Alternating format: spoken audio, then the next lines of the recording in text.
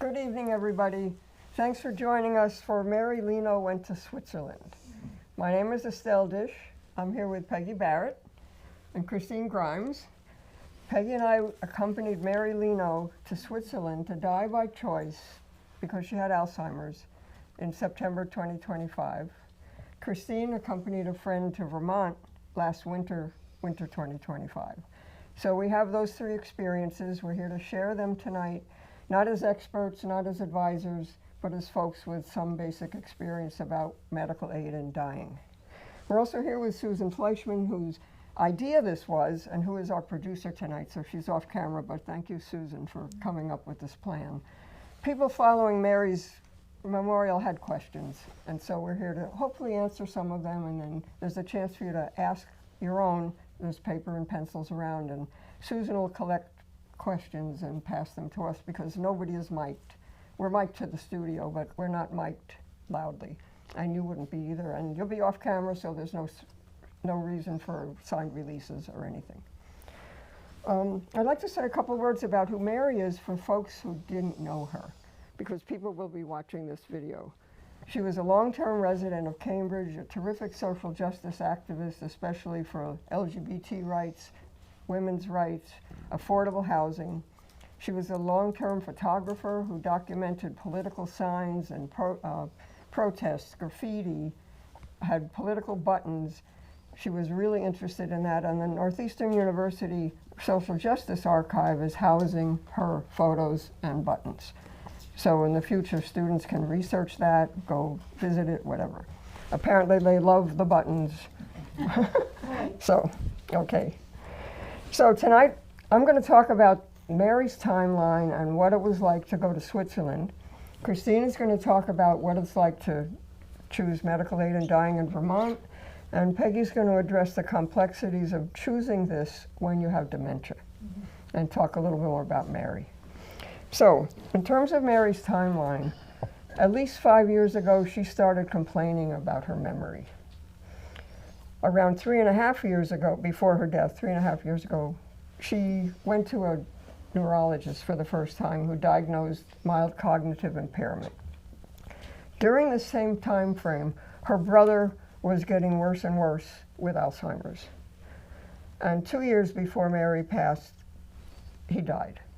And it was a rough death. It was a nursing home death. And she kept saying, I don't want to be like that. I don't want to end up there.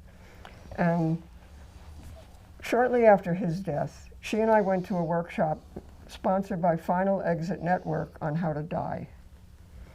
So they talked about gas, drugs, stopping eating and drinking, all the options. Switzerland was mentioned briefly. A year later, Mary said, okay, I gotta study this again. So she ordered the book that they recommended, the Peaceful Pill Handbook, which is a misnomer because there is no peaceful pill. That's a wish for the future. That's why somebody called the book that. And Mary actually read that book. I know she wasn't a big reader, and folks who know her well could vouch for that, but this is a book she read. And she considered her options. And her options were not easy. And ultimately, the drug sodium pentobarbital, which is what she ended up taking, you can't get. It's illegal. You can try and order it on the dark web, and after you order it, what have you got? There's no way to test it unless you have a connection to a lab. So it was an iffy situation, and then if you can't be with anybody when you die. So ultimately, it looked like Switzerland was her best option. By last winter, she decided, okay, I'll do that. And Peggy and I both agreed to go with her. And Mary asked me to please help her with the application. There are several companies, organizations in Switzerland that will help you die. And she chose Dignitas. At the time, that was the most highly recommended by a group called Exit International. Right now, they're recommending a different group, but I would say Dignitas is fine as far as I'm concerned, but it's work. So at that stage, Mary couldn't really handle her computer very well. So there's a long brochure from Dignitas with the directions. So she read that, I read that, And we followed the directions. She had to write a biographical statement. She had to write a letter asking for accompanied suicide. And she dictated and I typed. And then she would look at a draft and tweak it, and that became her application, plus 50 pages of medical records. She, by that point, had qualified for a clinical trial for a new Alzheimer's drug. So her diagnosis was clear. It wasn't like some doctor said, well, you probably have Alzheimer's, and then they want more tests, and maybe that didn't happen. So it took 2.5 months to get what they call a provisional green light. That means we like your application. There was one hitch in the middle, but one doctor had written that Mary had anxiety. And so they asked for a psychiatric evaluation. So that took a little extra time. But by the 1st of July, she had passed that psychiatric evaluation, and they said, yes, you can go ahead with this if the psychiatric evaluation happens again within 2 to 3 weeks of your death date, and a doctor in Switzerland agrees that you have capacity for judgment to make this kind of decision. So that's what the psychiatrist had to pay attention to also. And the example they give is not the capacity for judgment about which gum to buy at the corner store. Capacity for judgment to end being alive. So big decision. You need to be pretty rational in their point of view to do this. So at that point, we were told, okay, you need a 3 to 4 week window to choose when you want to die. Peggy and I were available starting August 20th. We could get to Switzerland by August 25th after summer obligations. Mary said, okay, start it that day. So she didn't say, okay, let's go in October. She was ready. And so we sent those dates starting August 25th, and they came back with 2 dates, September 4th and 11th. Mary chose the 4th. Again, she chose the soonest option. It wasn't like, oh, I need another week to deal with my stuff. Let's just do this. So we went to Switzerland, and we killed time for a few days because we ended up in Lucerne, did tourist stuff because we had to wait. So the doctor appointments were the day before her death and 2 days before her death. She had to convince that doctor that she knew what she was doing, and he watched her drink a glass of water because you have to drink this drug yourself. You can't just, they won't give it to you or IV it. And she could swallow fine, so she passed that test. So we ended up going to the Blue House, they call it. It's a blue building in an industrial area with 2 living rooms, a bathroom and a kitchen for the staff, and a garden. So we get there, we're greeted by 2 friendly nurses. Mary is asked to sign some forms, and then she's given a drink, which is an antiemetic, so that she won't expel the drug. And that takes half an hour to have effect. We sat in the garden, looked at goldfish, flowers, whatever. And at the end of that half hour, the nurses were totally flexible. If you want to wait a while, you don't have to do this right away. If you need the antiemetic again in an hour, that's okay. She said, I'm ready. And I said, when do you want the music? Now. We had a playlist ready, feminist music, starting with Ode to a Gym Teacher and Holly Near and whatever. The deal was, or our understanding was, that when people are fading out, they're in a coma for a while, and they can still hear. That the medical evidence is hearing seems to go last. So, and the average, they said, was half an hour to die after drinking sodium pentobarbital. So we had it, and it could be up to 50 minutes. So we started the music. Mary's kind of tapping her foot as she sits down. In this room, there's a couch, a hospital bed, and a recliner. Mary chose the couch. Peggy and I flanked her. She has about 2.5 ounces of a clear liquid. She's got the glass in her hand and says to the nurse, if this doesn't work, can I sue you? Mary had a great sense of humor, and I think of that as her last joke. She drank the drink, said, "Ay, this tastes terrible." Had a nice big glass of water to rinse her mouth, a little bit of Swiss chocolate, and said, "I feel woozy," dropped her chin. And within 7 minutes, between drinking that drink and stopping breathing, she was just totally relaxed. So no trembling, no nothing. It was as peaceful a death as I could imagine.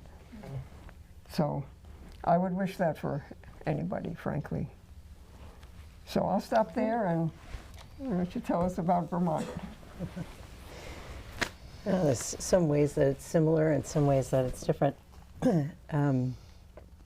I thought what I would do is tell you a little bit about my friend Joanne, and then use my notes to tell you particularly the setup in Vermont, and then tell you a little bit more about what going through those steps was like for us.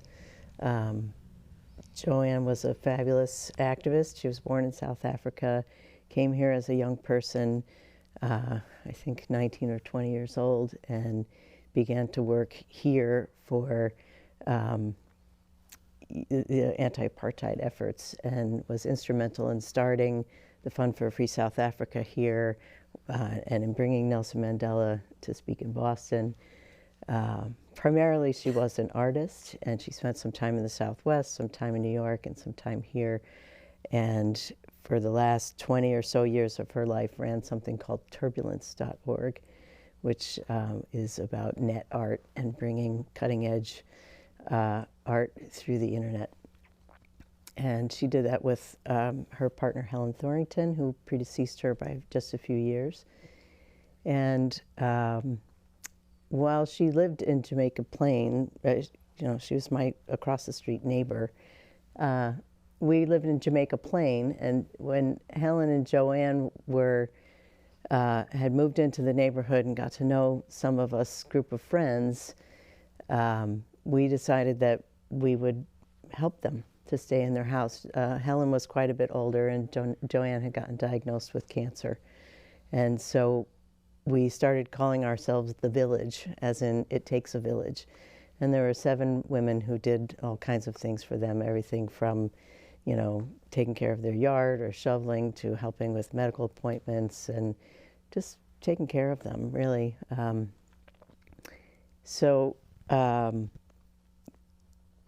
Originally, when Joe was investigating medical aid in dying, it was not permissible to go to a state from out of state just to take advantage of the law there. And then she learned that the law in Vermont changed in 2003. And she had stopped her treatment in the summer of 2004. And then 2024. And then later in the fall learned that they had passed an amendment to the law that said people from out of the state could come in. So right away we got working on that, and we didn't know where to go and how to find a doctor and things like that. And then we locked into Patient Choices Vermont, and they're an incredible organization.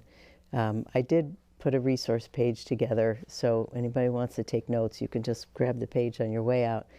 That is a tremendous resource for somebody who wants to take advantage of the medical aid in dying laws in Vermont, whether you live there or whether you're coming in from afar. And if I'm going to just use my notes to go through the process there, and hopefully that will answer some of your questions in advance. So to come in from out of state and take advantage of MAID, you have to have a terminal illness with prognosis of 6 months or less to live. You must be 18 years or older. You must be capable of making your own healthcare decisions and be making an informed and voluntary request for medical aid in dying. And you must be able to self-administer the medication. Similar to what Estelle described, there is one pharmacist in all of Vermont that will prescribe for medical aid in dying, and it's a liquid of 2 ounces, and it's a combination of 5 different drugs. once it's determined that you meet those eligibility criteria, you need to see a Vermont doctor. And you need to see that doctor 2 times, 15 days apart. And in between, you need to see a second doctor that will also determine whether or not you're eligible. And in those 2 appointments, you have to make 2 oral requests for the physician to write the prescription. You must make a written request in the form required, and the form is linked on the Patient Choices website. And the second physician has to confirm that the patient qualifies. A very critical part of the service is to get connected with what they call the wayfinders. And the wayfinders are often, the ones that we worked with were a collection of mostly retired hospice nurses. And they're like angels on earth. They're absolutely instrumental in this process. And they are somewhat a go-between between you and the providers to answer all your questions, because there are a million questions. You have to gather a lot of information from your doctor in Massachusetts or whatever state that you live in. Similar to the 50 pages of medical records, we had a very large stack of papers, and we had to have a medication list.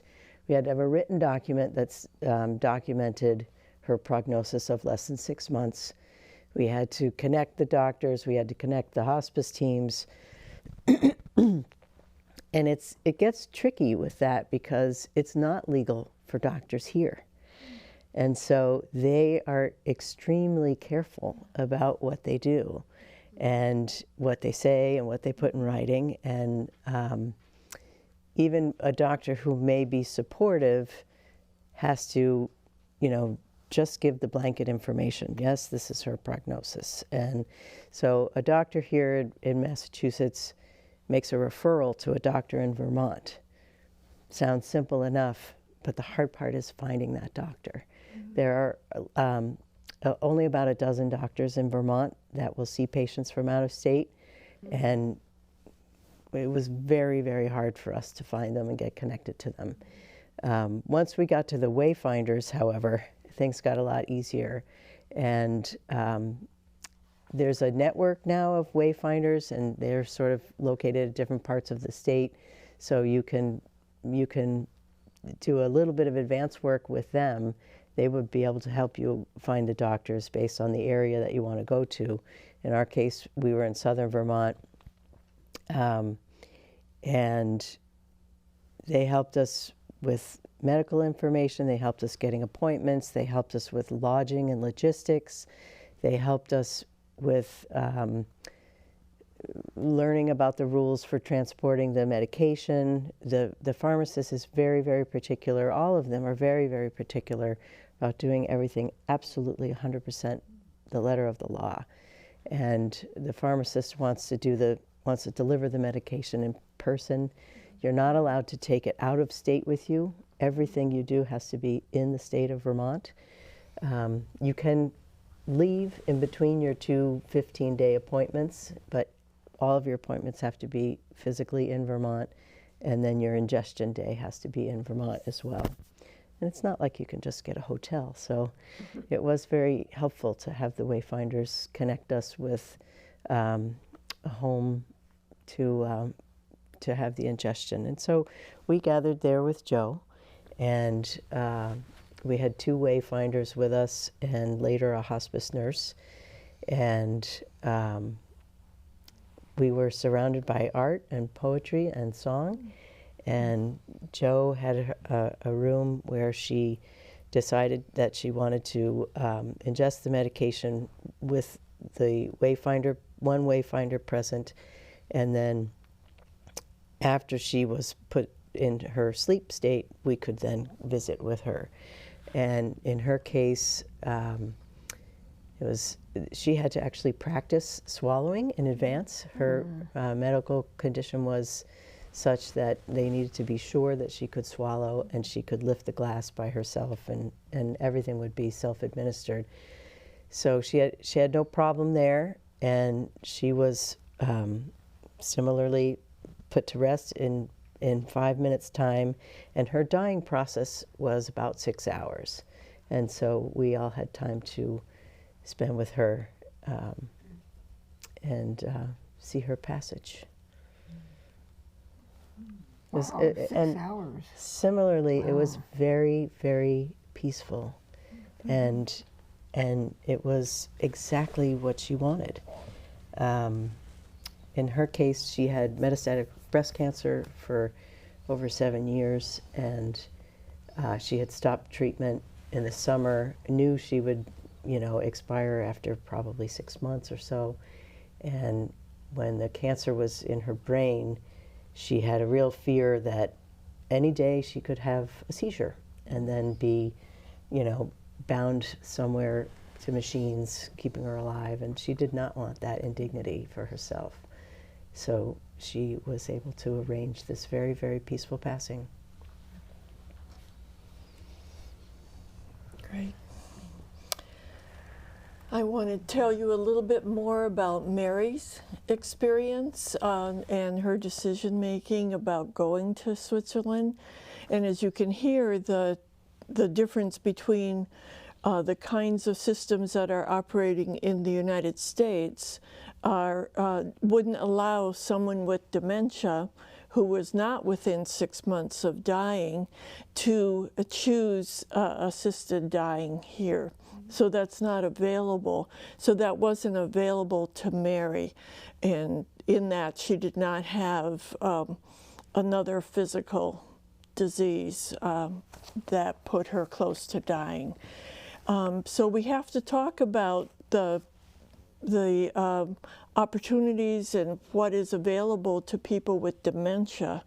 And Mary had dementia, and it was increasing. It's never a straight line. The disease, often the disease is progressing. Mary was on a drug called Aricept, which many people are on if they suffer from dementia and mild cognitive impairment. And what that does is mask the symptoms. So it gives you a plateau, but the disease is progressing. So then at some unknown time, you will drop down to the level and you'll lose abilities and not be able to function at the same level you did the week before. So in the spring of last year, she experienced a major drop in functioning. She was less able to recognize people that she ran into on the street. She would report having many conversations with people, very loving, kind, interesting conversations. She didn't have a clue who she was talking to. And of course, this comes with emotional distress about that. The next stage of dementia, the moderate stage, is being less able to take care of yourself. Those daily function activities that we hear about, and that would be moderate dementia.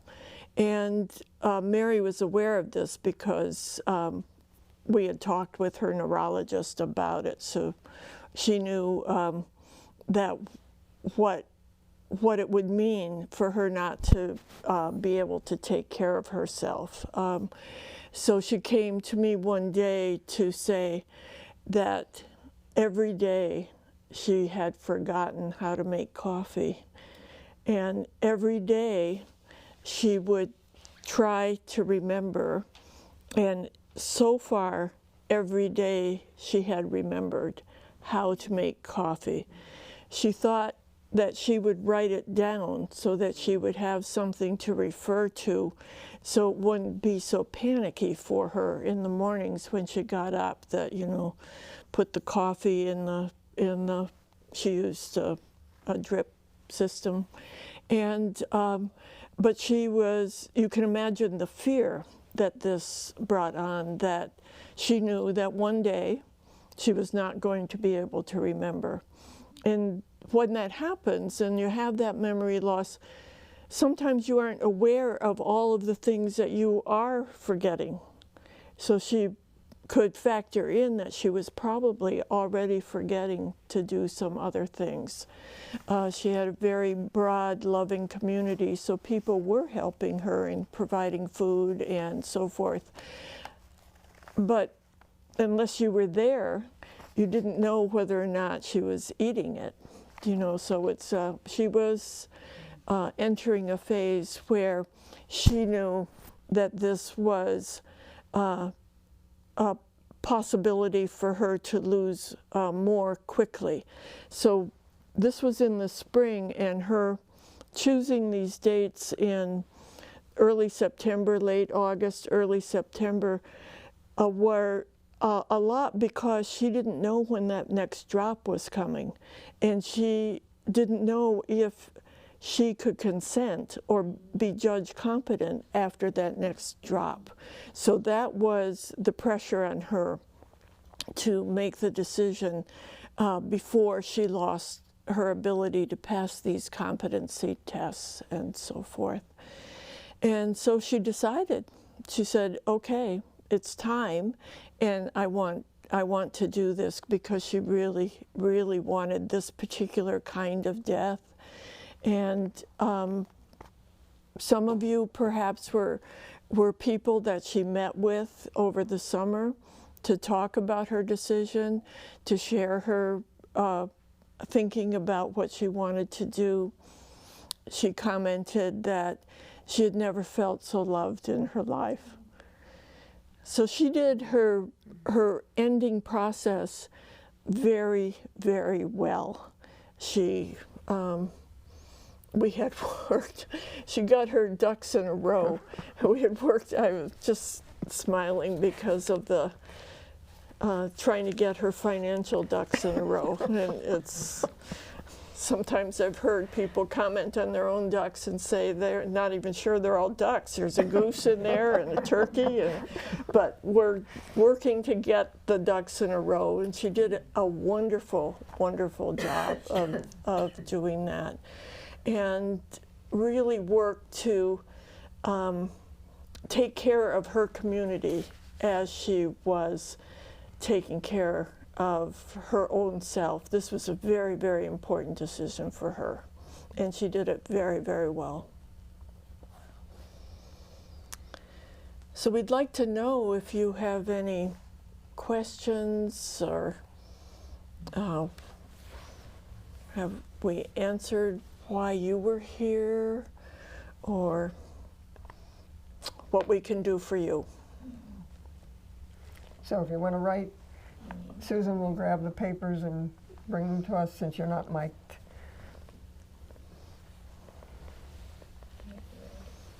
Can we ask and you'll repeat it somehow? Yeah. Okay.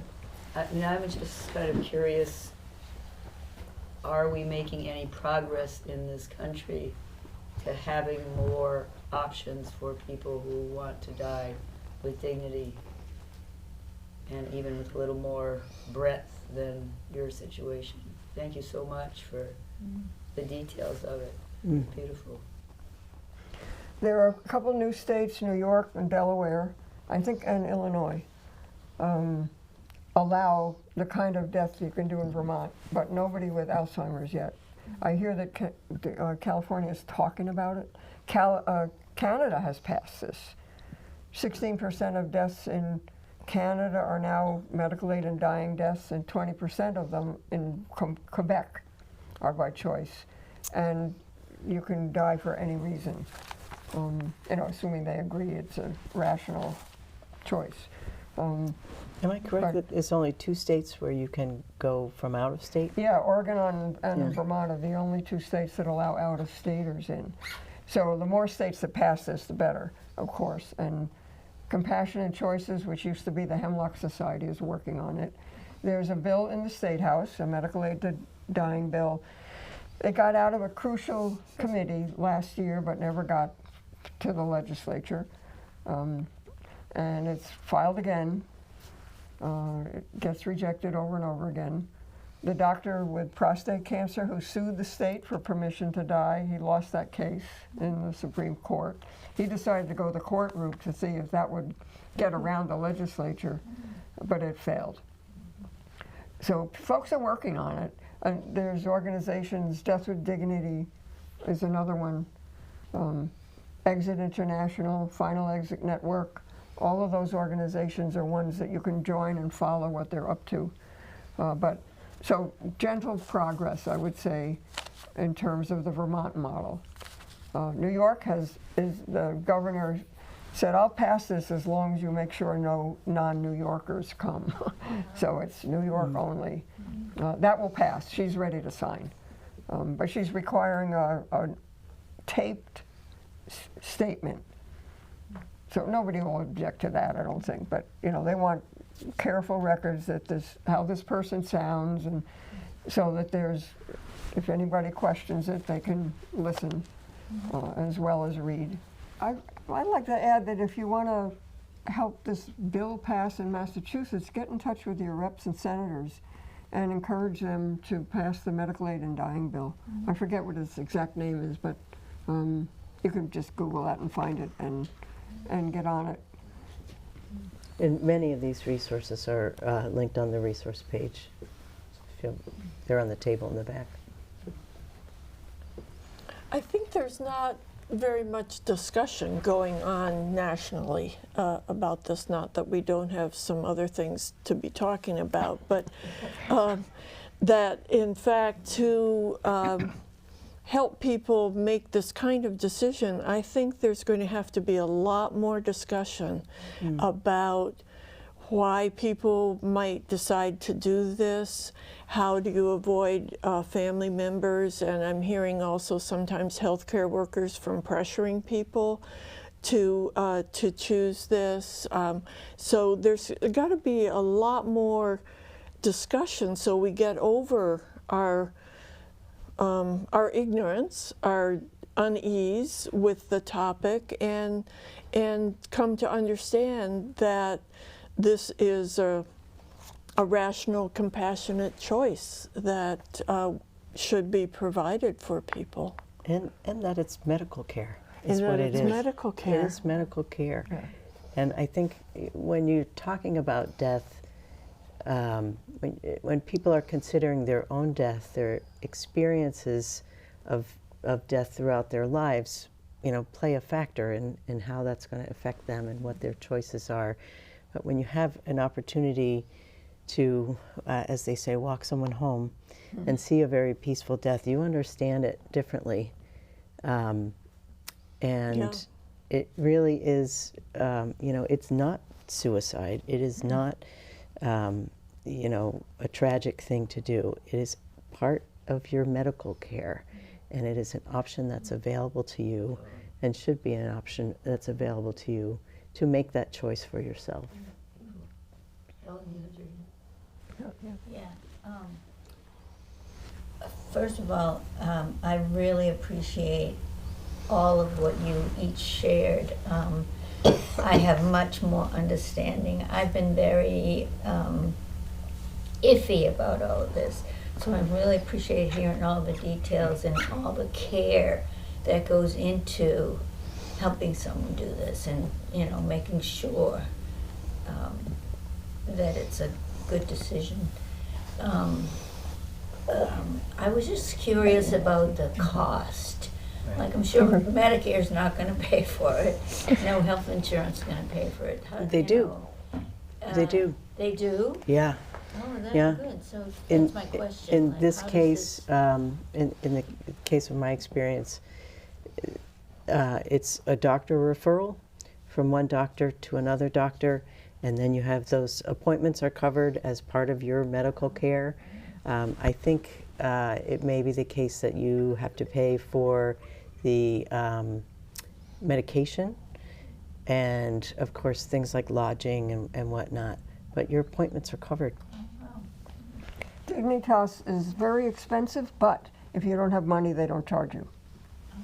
So they have a scholarship program, if you will. Similar with the Wayfinders in Vermont. Okay. So Dignitas is, It's a program, how? that's the organization in Switzerland that Mary chose Oh, to okay, use. Okay. Sorry, Yeah. I No, probably all right. mentioned Right. that too quickly. No, you did, but I was just, Right. I Yeah. don't know. Trying to remember. So I think it was around 12,000, 13,000. And Mary was troubled by that, of course. Right. But then I kept reading that line in the brochure with her saying, look at this, anybody who can't afford their fees, they get waived. Wow. So I don't know what kind of means test they're going to do, or they want to see your tax forms, I don't know. But they, I think, charge people who can pay so they can help others. Yeah. And you'd still have to get yourself there. Yeah. But I think in terms of their work, it's flexible. Thank you. Michelle, yeah. Yeah, thank you very much. I want to add to what everybody else has said, that this is a really thoughtful and very informative presentation, and I really thank you very much for it.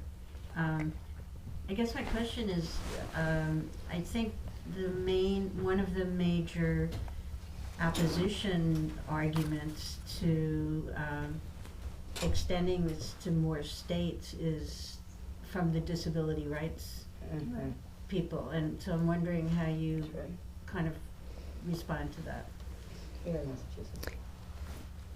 Do you want to do it? Yeah, sure. Well, we both can, or we I all can. think that the disability community makes a very valid claim, and their opposition is based on the fact that people with disabilities' lives are already undervalued in society, and they are in conflict with the healthcare system in our country, and the healthcare system finds them expensive and inconvenient, and these are things that are everyday burdens for them, and it's a real worry that people will find it an acceptable option for their undervalued life. We saw during COVID that people that got the respirators in the very busy New York City hospitals were, younger people or people that were able-bodied, because the others were found somewhat expendable, if you will. And those kinds of issues are real. And I did actually link to, there's a disabled filmmaker who made a really wonderful film, and it's available on PBS, and that's on the resource page as well, if you want to understand more about what their issues with it are. Yeah, there's a lot of resistance in Canada where it's legal to die based on a disability. And Mary's argument was, the category she fell into was intractable disability. That's what Alzheimer's is to them. So yeah, the film raises those issues. But my point of, they would say, don't let this happen. And I would say, let's find ways to make sure it's happening by choice and not stop me from doing it. Four Exactly. people in my mother's nuclear family of 5 had dementia. My mother died of Alzheimer's. My oldest brother died of Alzheimer's. That's why I went to the workshop on how to kill yourself. If this happens to me, I'm going to Switzerland or using a gas tank or something, because I don't want to live with that illness either. And I want that choice. On the other hand, I have total empathy for, there's a guy in the film who, because he had no resources, he was going to die. And then suddenly they came with the aid he needed so he could live. And there's a perfect example of, this is a messed up system. So. Right, I agree with that too, and I think the issues are, as Christine said, there's a lot of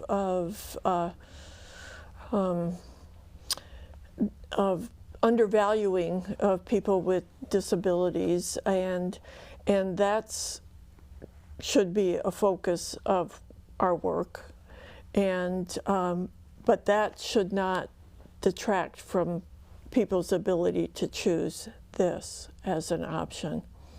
So it gets very complicated, and it is complicated. I think that I at least acknowledge that it's a very complicated subject and that it should be talked about carefully, but that it should be talked about and it should be available.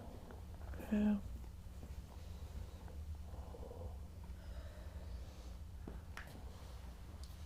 Any other comments or questions? Do you want to say a little bit about how it was for the two of you to be in this accompanying process? Yeah.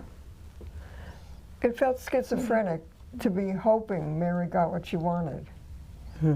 In the process of helping her do this, about basically being her scribe, we spent a heck of a lot more time together than we ever had. And there was through July, we watched the whole Heartstoppers series almost every night. She was at dinner at your house and then came to me to watch a half-hour episode. She fell in love with that series, and the characters were repeatable. We had fabulous times. I missed the heck out of her.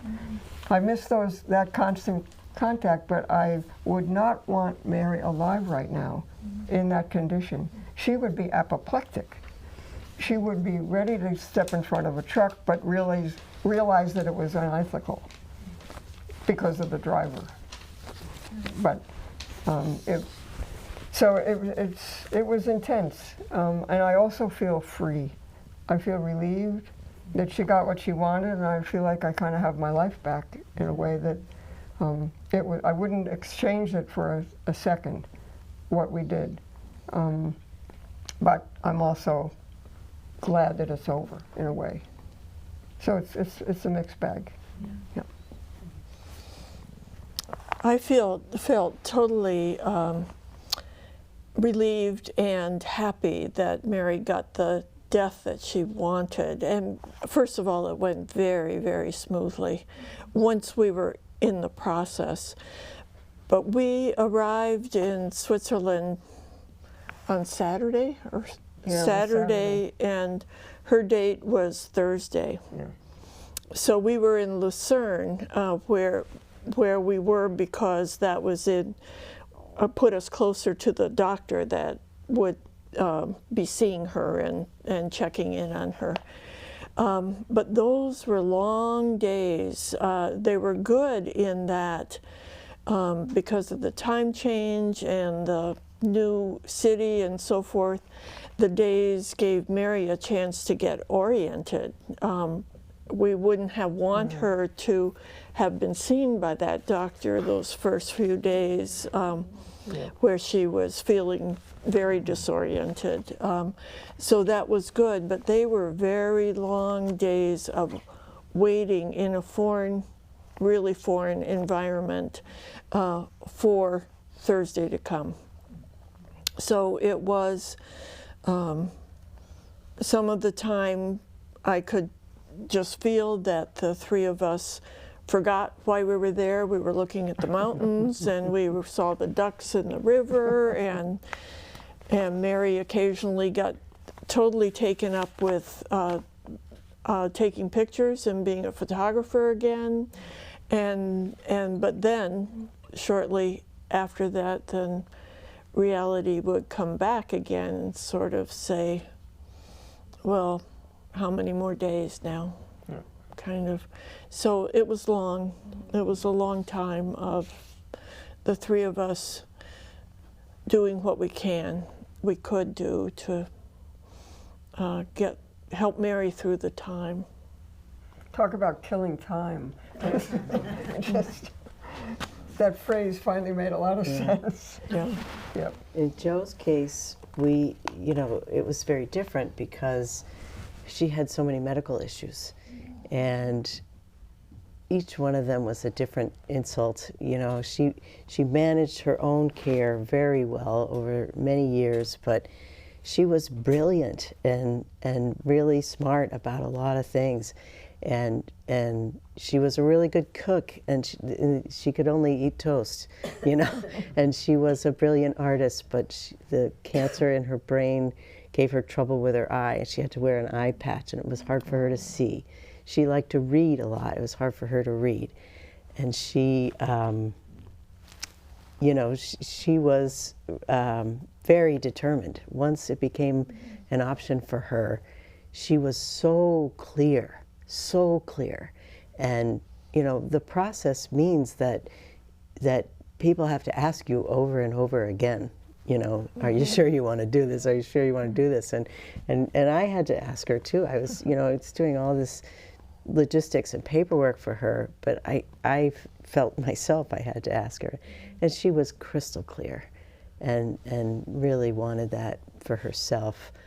I remember her, she was the longest standing member in her cancer support group at Dana-Farber. And in the summer, she was trying to figure out, you know, am I just a science experiment now? You know, if I say, you know, this medicine doesn't work for me, they'll always have another. Will they always have another? And how do I know when to keep going or when to give up on that? Because I'm just a science experiment. And she had spoken to some other people in her cancer group who had stopped treatment, and they uniformly said, when that moment comes, you will know it very clearly. And she did. And when she decided to stop treatment, she never looked back. And I think it was a similar thing for her when she decided to access medical aid in dying. It was like a switch, and she didn't hesitate when we were in Vermont. And you know, she had taken the anti-nausea medicine first, and in their case they said you wait 45 minutes, and they, you know, somebody said, are you ready? She said, I'm ready, let's go. And there was no hesitation from her at all. And so it was very sad to know that your friendship, you know, your life with this person in the present is coming to an end, but it really did feel like a service to her in getting her wishes. I have one more story. The nurses adored Peggy and me and Mary. They just totally loved how much love was in the room. And then they wanted to know, one of them wanted to know which a couple of the songs were, Holly Near, Simply Love, and then a Meg song that came on YouTube after Ode to a Gym Teacher that Mary had never heard before, and I hadn't either. I don't know about you, if you had heard it. And we played that, and one of the nurse wanted to know what song that was, so we found it for her, and they just adored us. And I think to bring good energy into these situations is you get fed back also. And the psychiatrists we found wrote wonderful, they said they were the best reports they had ever read because he talked about who Mary was and what she was like, her humor, her humanity, what she cared about. He kind of told the part of her story that she had told him, and apparently they get these bare bones, you know, competency, okay, kind of things, and they were just delighted to meet this woman who they had met on paper. And I told the psychiatrist that, and he was very happy to hear that. So, because he put time into those letters. It wasn't just some boring little numerical thing, whatever. So, anyway, I thought that part was really nice, and we brought our feminist lesbian energy to Switzerland. Mary was totally out in her biographical statement, so they knew dykes were coming. And everybody was totally cool with us about that. I don't think that was an issue at all. Were there any dykes who were part of the... We don't know, but the one asking about the songs had really good English, and Holly Near, it's simply my love for a woman, and that's making you apoplectic. It's a great song, and she knew what that said. So I think certainly lesbian friendly. They were lovely nurses, really, really nice. Lovely. In Vermont. The doctor in Vermont was incredibly compassionate. You know, he was about 6'5", and you know, just looked like a Vermonter head to toe, really preppy dressed, you know. flannel shirt, and he just sat on the side of the bed. Joe was in a wheelchair, and he sat on the side of the bed, and they started talking about the authors that they were reading in common. And this is his test of her competency. And they talked a little bit about this, that, and your treatment, and he asked about her eye patch and different things, but they mostly talked about art and literature and had a beautiful conversation. He was very curious about her final art project was a book on death, and I brought a copy of it here if anybody wants to see it. He was very, very curious about her, and they had a wonderful, wonderful conversation. Any other comments or questions? Okay, thank you, everybody.